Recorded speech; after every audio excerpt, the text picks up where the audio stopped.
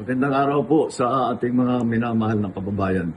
Alam niyo po, pagising ko kaninang umaga, nakita ko yung mga headline at ang pinag-uusapan ay yung naaprubahan na fare hike para sa ating mga nagpapasada.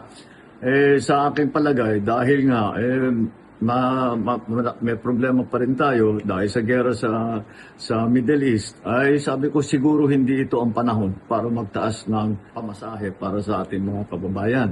Kaya tinutos ko sa DOTR na suspindihin muna ang fare hike at i-defer muna natin yan, i-postpone muna natin yan dahil nasa gitna ngayon tayo nitong sitwasyon na ito na kailangan patuloy ang ating pag-alalay sa ating mga commuter, sa lahat ng mga ating manggagawa, mga estudyante, lahat ng gumagamit ng ating transport system.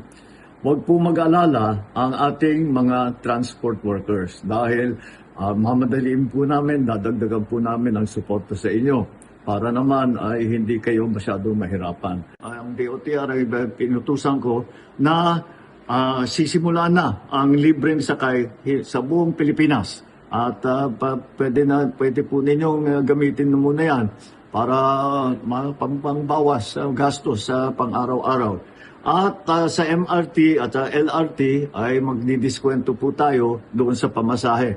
Bukod pa doon, sa mga toll road ay meron din tayong inutos na diskwento para mas maliit na ngayon ang bayad ng taong bayan sa paggamit ng mga toll road.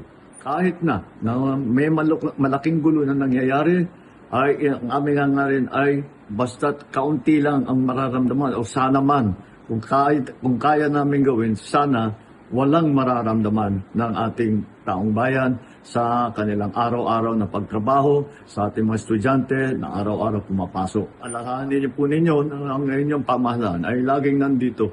Lagi kaming nag-iisip ng panibagong paraan upang matiyak na ang inyong pamumuhay ay normal, maayos at ligtas. Maraming salamat po. Magandang araw po.